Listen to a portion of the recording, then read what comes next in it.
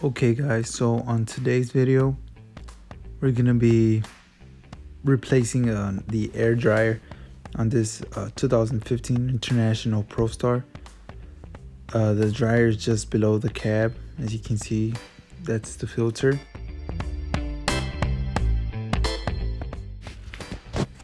So right now we're under the cab.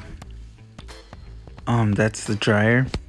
As you can see, it's pretty simple. It only has fittings. And right there, the part I'm pointing at, it's the part that it's failing. It's not doing what it's supposed to do. So instead of just rebuilding that little piece, we're gonna replace the whole dryer. That's what the client wanted. So yeah, it's only fittings you have to replace. It's not big of a deal. Now I would recommend taking pictures because some hoses are different sizes, different colors, and they go in different ports. Right there we have like around 4 ports on this side and then some other on the other side.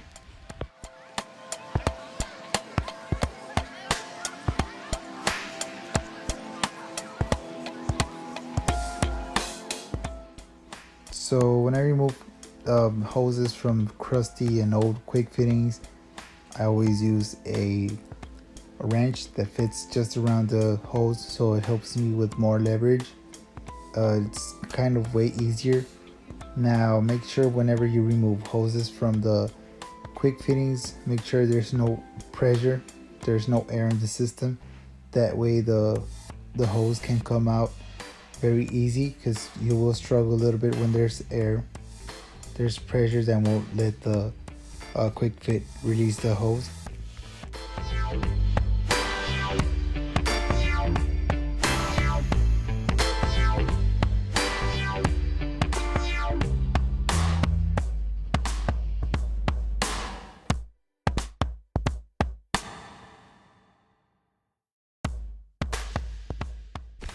Now to remove the bolts, you're only gonna need a 14mm socket, and you only have 3 bolts. So there I'm using an impact. I know you can use a ratchet, but just for a quicker installation, I use the impact.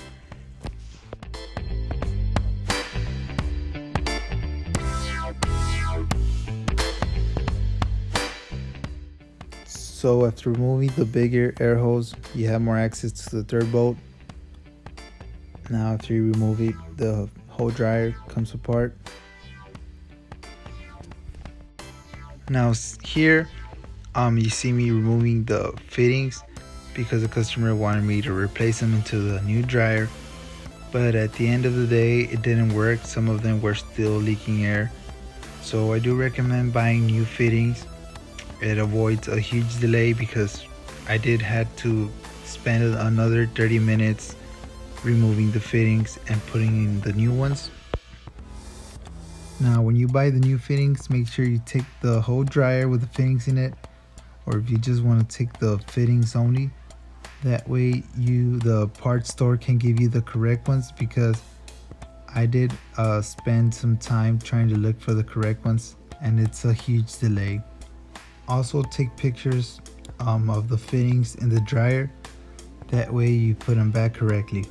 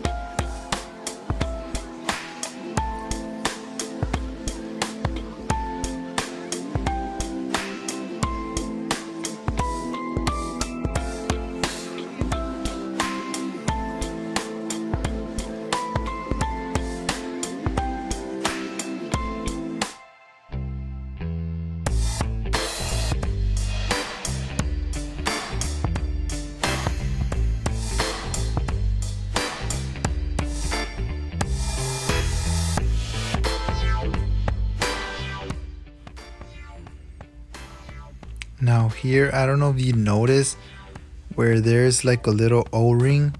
So next to it, there also has to be one. I found out later on because it was leaking a lot of air from there. So make sure when you replace them, make sure it has both O-rings. I don't know if I dropped mine or if it came like that, but make sure you do have both of them in there. That way you prevent any leaks and you have to remove the dryer all over again.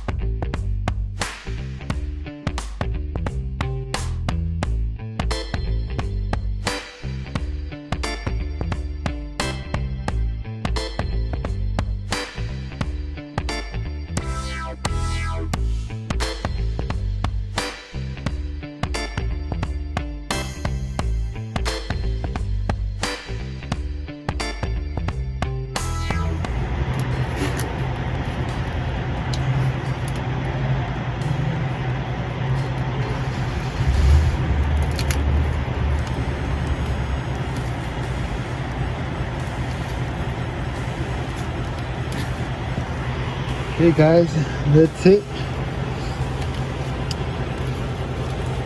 We're done here.